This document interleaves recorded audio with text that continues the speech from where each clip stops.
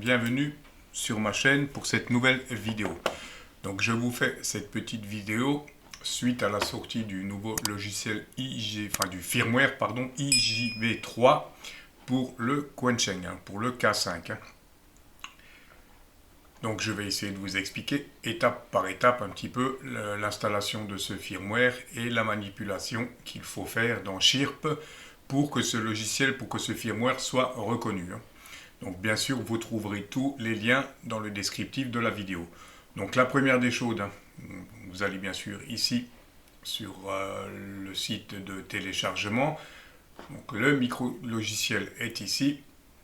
Donc ça, on est sur la dernière version qui date d'il y a 2 jours, comme vous le voyez. On est le 23, donc une de hier, pardon. Donc vous cliquez tout simplement sur micro-logiciel pour télécharger et vous aurez un fichier zip à dézipper. Une fois que vous l'aurez dézippé, vous aurez ceci, donc principalement le fichier bin qu'on va transférer dans notre radio et le fichier Python qu'on va utiliser avec Chirp pour mettre Chirp à jour. Donc je vais déjà commencer par vous montrer, par vous expliquer. Donc tout est expliqué. Donc l'auteur, lui, il utilise le programme K5 pour faire la programmation. Mais je vous conseille d'utiliser ce logiciel pour faire une sauvegarde de base, comme il l'explique ici. Sauvegarde de l'étalonnage et de la configuration du logiciel. Voilà. Ensuite, en ce qui me concerne, moi, je préfère aller sur le lien qui est ici.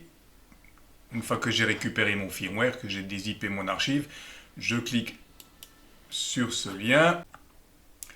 Petite précision très importante, avant de passer, une fois que vous avez chargé votre micro-logiciel sur la page web, là, avant de cliquer sur Flash, il va falloir faire une sauvegarde de toutes vos fréquences. Si vous aviez déjà des fréquences mémorisées dans votre K5.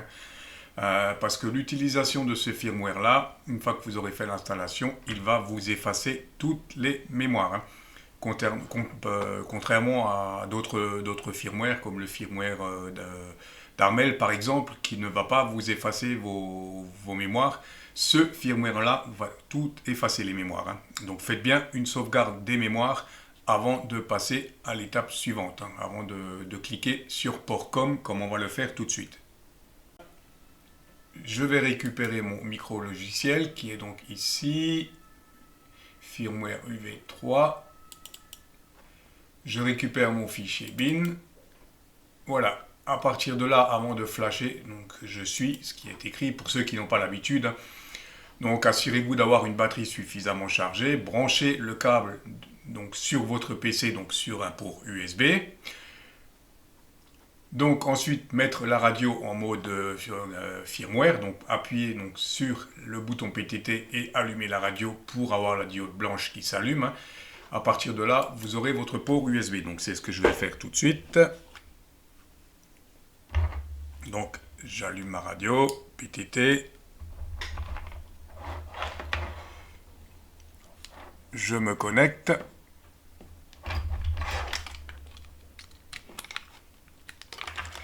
Et il est censé me repérer donc en cliquant sur ici, micro-logiciel flash. Voilà, il m'a tout de suite reconnu mon port com. Donc je clique dessus, connexion. Voilà, et on est parti pour l'installation du firmware, la première étape.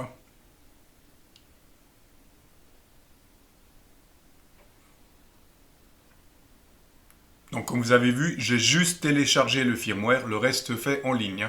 Je préfère cette méthode-là plutôt que de passer par le petit logiciel qui préconise. Voilà, ça c'est fait. Mon UVK5 est flashé, il a redémarré. À partir de là, donc, on va pouvoir passer à l'étape suivante. Donc ça c'est fait, charger le micro-logiciel, c'est fait. Donc à partir de là, on va pouvoir passer à l'étape de mise à jour de Chirp pour programmer notre radio. Je vous explique ça tout de suite.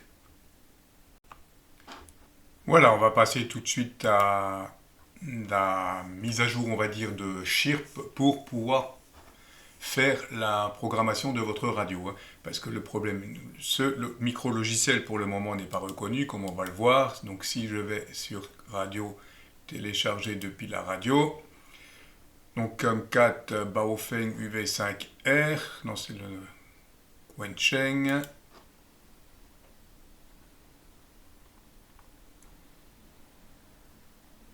Sheng UVK5. Donc là, forcément, je vais avoir une erreur. Voilà. Erreur version 3 non supportée, ce qui est tout à fait normal pour le moment. Donc ça, on va fermer et on va suivre les étapes qui sont ici. Donc vous allez cliquer sur Connectez-vous. Et là, vous avez toutes les explications concernant Chirp. Donc télécharger et installer le programme Chirp si vous ne l'avez pas déjà fait, mais bien sûr je pense que Chirp vous connaissez tous. Installer le pilote si jamais votre câble n'est pas détecté et télécharger le fichier zip IGV, c'est ce qu'on a fait au début de la vidéo. Donc assurez-vous que la batterie est suffisamment chargée, donc ouvrez Chirp, assurez-vous que vous êtes en mode développeur.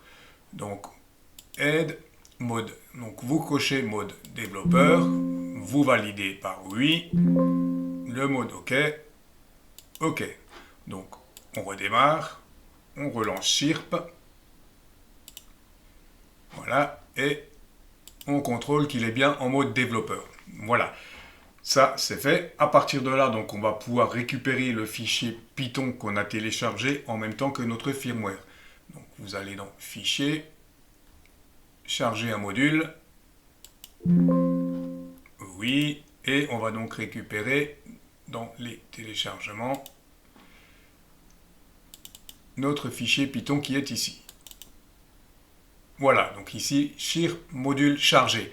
À partir de là, donc si je vais dans Radio, télécharger depuis la radio, je reste sur mon CoinChain, mon COM4, et par contre ici, j'ai donc UVK5 IGV3, pardon. Oui, OK. Et OK. Et à partir de là, je peux donc lire mon poste. Voilà pour la petite manipulation avec Chirp, donc c'est pas compliqué. C'est vrai que j'ai pas de fréquence d'enregistrer pour le moment. Et je vais tout de suite vous donner un petit peu quelques explications, vous montrer un petit peu les menus. Et vous retrouverez, je le répète, tous les liens en descriptif. Je vais tout de suite vous montrer, vous expliquer un petit peu quelles sont les nouveautés de ce firmware et vous présenter un petit peu les différents menus. Voilà, pour finir, je vais donc vous présenter les principales caractéristiques de ce firmware. Première étape, on vient donc de flasher et de faire la mise à jour de Chirp. Si c'est la première fois que vous utilisez ce firmware, il est très important de suivre cette étape. Après avoir installé le nouveau firmware, effectuez ces réglages uniquement s'il s'agit d'une première installation. Donc, effectuez Al Reset, démarrez la radio en appuyant donc sur les touches PTT et la touche latérale S1. Allez dans Reset, sélectionnez tout et validez. Ça, si c'est la première fois que vous installez ce firmware, voilà la manipulation à faire. Ensuite, voilà, ici on a les principales caractéristiques de ce firmware, donc tout ce qu'on peut trouver. Et tout ce qu'on ne trouvera pas aussi, Hachi. Donc, notamment, réception étendue gamme de fréquences de 15 à 1300 MHz, avec réception entre 620 et 840. Transmission limitée donc sur la bande R et la bande 27. Bon, l'affichage ici, vous avez toutes les fonctions affichage. Voilà, toutes les fonctions touches. Donc vous trouverez vraiment tout. Tout est détaillé sur le site, comme vous le voyez. Voilà. Et petite précision pour ceux qui me demandent pour l'avoir en français. Donc là, je suis sur Chrome, clic droit, traduire, tout simplement, ici. Voilà, donc ici vous avez toutes les fonctions de ce firmware qui sont détaillées. Je n'ai pas eu le temps de tester ce firmware. Je voulais juste vous faire cette vidéo pour vous expliquer un petit peu la procédure d'installation et la procédure de mise à jour de Chirp pour pouvoir utiliser ce firmware. Voilà. Tout est bien expliqué, tous les réglages, tout est expliqué ici. Voilà, j'espère que cette vidéo vous aura intéressé. Je vous dis 73 et à très vite pour une nouvelle vidéo.